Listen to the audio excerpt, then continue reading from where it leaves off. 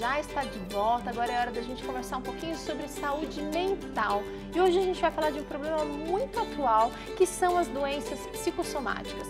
Para falar sobre esse assunto, a gente tem aqui a psicóloga a professora Cideli Biasi, está atuando nessa área realmente específica e gostaria de saber, realmente, tem pessoas que têm o poder de atrair doenças ou de criar doenças que realmente são reais? Realmente reais, ficou até redundante, né? É interessante, né? Porque acho que é um psicologismo, né? Isso surge aí por volta de 1970, de achar que o doente, ele é culpado, né, da sua doença. Então, ele não elaborou um luto, ou ele atraiu, né, essas coisas ruins porque teve maus pensamentos. E acho que um culpado disso é acho que as ciências mais culpadas dessa compreensão é a própria psicologia, né, e a própria medicina, que faz uma cisão na compreensão da doença e do processo de cura e de saúde. Ele cinde, né, o ser humano como se existisse mente e corpo. Separado, como se existisse um corpo vivido, um corpo subjetivo e um corpo da fisiologia e da anatomia. Né? Então, a psicossomática, ela vem com esse conceito numa tentativa, né, de colocar que o corpo esse corpo, mente, ele é uma totalidade.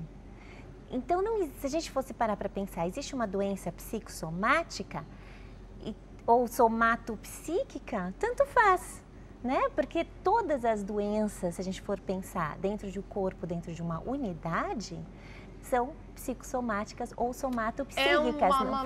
Um desarranjo ali que o todo está sofrendo. E é tão enlouquecedor essa questão, né, que assim, o paciente começa a procurar os vários especialistas e cada um vai dizendo, não é a minha especialidade, então encaminha para o outro. Aí quando não acha nada orgânico, encaminha para o psicólogo. E cada uma dessas ciências acaba aceitando e achando que ele está estudando a totalidade, a coisa mais importante. Então, o psicólogo, eu estou com a mente, que é o aspecto mais importante, e o médico, eu estou com o corpo, que é o aspecto mais importante. Acaba sendo uma briga, uma guerra de forças. Exato. E uma pena, porque o paciente sai perdendo nessa caminhada, nessa procura por uma ajuda, né, por uma cura, ou por um alívio do seu sofrimento, e a ciência científica nos seus estudos também acaba perdendo, né? E a gente não pode lembrar que esse sujeito está inserido dentro de um contexto social. Então, cultural, social. E isso também acarreta doenças. Com certeza. Por exemplo, a gente, quando fala que as mulheres andam mais estressadas, e isso é mostrado em pesquisas, né, tem um cunho cultural. Então, a mulher, além de trabalhar fora de casa, eles chamam de dupla opressão. A mulher chega em casa, tem que lavar a roupa, tem que... A terceira, quarta jornada. Exato. Tem que cumprir, né? E aí, sem tempo de cuidar de si mesma, né, acaba adoecendo. Então, é uma questão cultural, que vem mudando, graças a Deus, os homens já estão, né, compartilhando essas atividades domésticas, mas ainda as pesquisas 2013, até 2014, ainda vem mostrando que a maior questão do trabalho doméstico é das mulheres, que fica uma sobrecarga, né? Agora é o seguinte, muita gente diz assim, você está somatizando as coisas. Existe uma diferença entre somatizar e as psicossomáticas? Então, a gente não falaria que existe uma diferença, a gente teria que olhar a doença como um todo. Então, como a gente colocou, né? Então, assim, quando as pessoas dizem assim, você somatizou, elas querem dizer, você jogou no seu corpo uma doença emocional. Será que o corpo, ele também não jogaria na questão emocional uma doença? Então, vamos dizer, se você quebra uma perna e te impossibilita de caminhar, você vai ficar mais depressivo ou muito ansioso. Você vai perder eventos sociais, Exato. Você vai ter que abrir mão de algumas coisas profissionais, muitas vezes. Então, realmente, isso vai mexer com o meu emocional. Então, assim, não é que você somatiza, você não é culpado de colocar no corpo, né? O sintoma, ele pode aparecer tanto nas questões emocionais ou no corpo, né? Mas a compreensão, ela tem que ser dentro de todo esse conjunto, inclusive a questão cultural e ecológica. Né? O quanto que a ecologia, as mudanças no clima, no ambiente, altera a saúde mental e a saúde física. Agora, você colocou aqui uma coisa que é até assim, uma doença, um problema que é transitório muitas vezes. Mas e no caso, então, de uma doença mais séria, como um câncer, por exemplo, que se fala muito da tal da... Ai, foi um trauma que foi sofrido, que não foi bem resolvido e você desenvolveu um câncer. Exato. Olha que nível, então, chega a somatização e a carga pesada que é colocada sobre os indivíduos. Que a pessoa acaba carregando uma culpa dele ter... Então, se ele tem o poder de fazer um câncer, seria ótimo, então, ele ter o poder de desfazer o câncer, né? Mas não é. Só viver de filmes de comédia, só dar risada, só... Não é bem assim. Não é assim. Agora, o que a gente sabe, né, que dentro dessa totalidade, então, hoje em dia, eles estão procurando a neurociência com os estudos, acho que tem trazendo as pesquisas de maior avanço nessa área de compreensão dessa ligação corpo, mente e cultura, e a gente não pode esquecer da dimensão espiritual. Com certeza. Né, que também interfere nesse processo aí de saúde e doença, nessa díade, né, saúde e doença.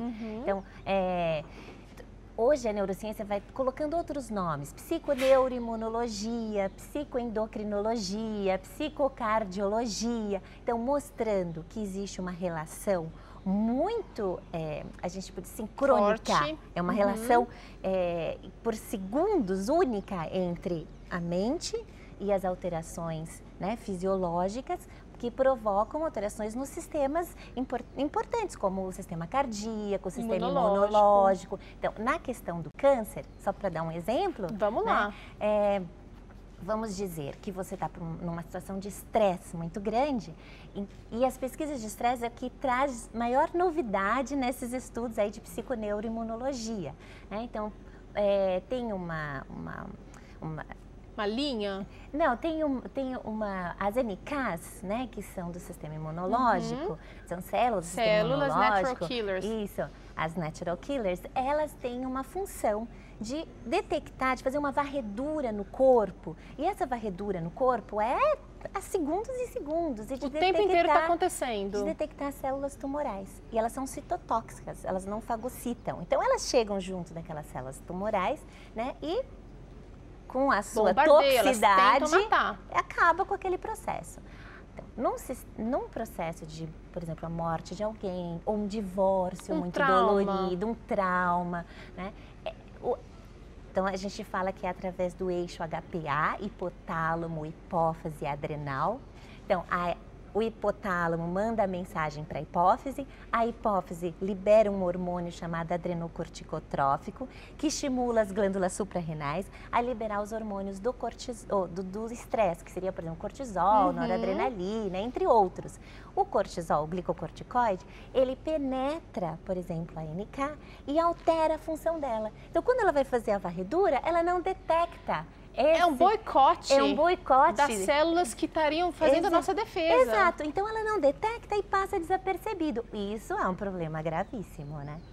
Então a gente olha, e é interessante que tanto se falou, década de 90, os anos 2000, tanto se falou de estresse, de qualidade de vida, e agora surgindo esse tipo de pesquisa, esse tipo de estudo vem trazendo nova luz sobre o que realmente o estresse causa e pode estragar na nossa vida, realmente faz muita diferença. É uma comprovação científica desse senso comum, às vezes, né? Exatamente. De dizer assim, puxa, a mente, ela tem, as questões emocionais, elas são tão importantes quanto, né? Porque a medicina atual, ela é muito reducionista.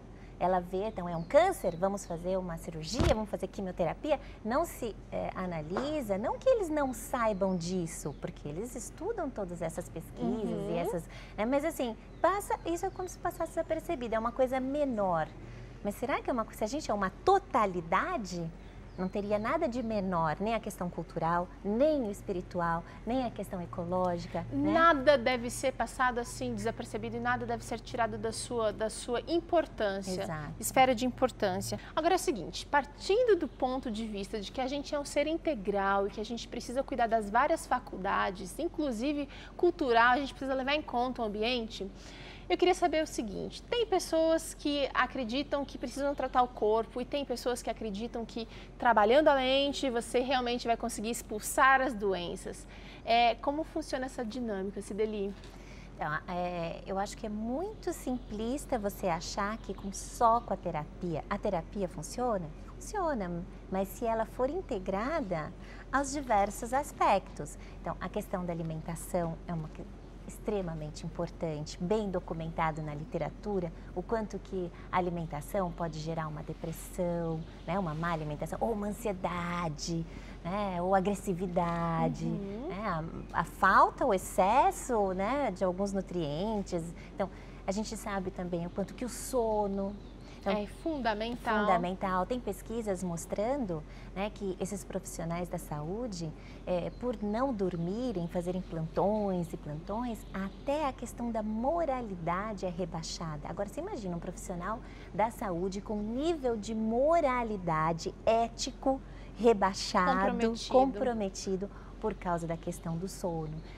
Questão do exercício físico, né? Muitas depressões, às vezes que não têm um benefício medicamentoso, né? O quanto que às vezes elas são tratadas com atividade física, né? Com a questão emocional, lógico, porque a questão psicológica, ela faz uma mediação, né? De todas as emoções, como eu sinto, o quanto ela... Como eu reajo a tudo isso. É como quando eu vou num parque de diversões com os meus filhos, né?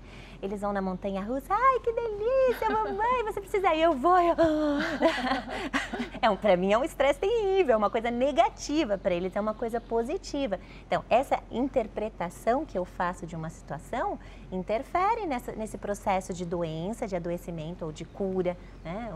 Realmente, você usou um termo muito certeiro aqui. Não dá pra gente ser simplista e achar que só uma coisa vai resolver ou que só outra coisa vai resolver.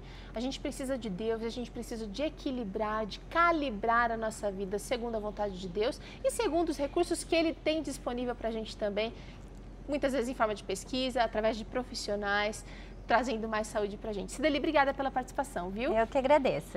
Seguinte, a gente vai agora conferir uma conversa muito interessante sobre uma saída para o estresse com o pastor e médico Dr. Gustavo Lett. Será que você realmente pode dar aquilo que você não tem? Vamos ver? Olá, trânsito, estresse, problemas financeiros, discussão no trabalho, problema na família. Tudo isso são ingredientes desse grande mal moderno chamado estresse. Você passou por isso, meu amigo? São situações que não são fáceis. Existe saída para o estresse? A verdade é que o estresse não deixa de ser um estímulo. Ninguém vive sem o estresse. A Bíblia, no livro de Filipenses, diz tudo que é justo, tudo que é amável, tudo que é de boa fama.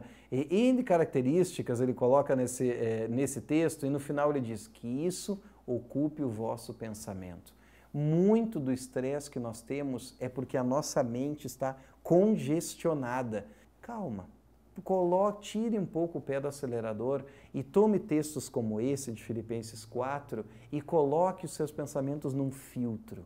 Tenha momentos com a sua família, frequente uma igreja, saia no parque, ajude o próximo. Tudo isso vai fazer com que a sua mente saia um pouco de si mesmo e comece a ter uma conexão com aquele que nos dá mais vida, uma vida melhor, uma vida mais abundante. Certamente esses hábitos vão melhorar o seu estresse. Um grande abraço e até a próxima.